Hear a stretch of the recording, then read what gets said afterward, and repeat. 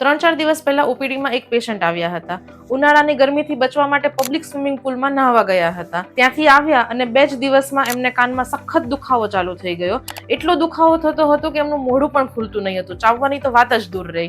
અમે જ્યારે તેમના કાનની અંદર દૂરબીન નાખીને જોયું તો કાનમાં સ્કોપ જવાની પણ જગ્યા નહોતી.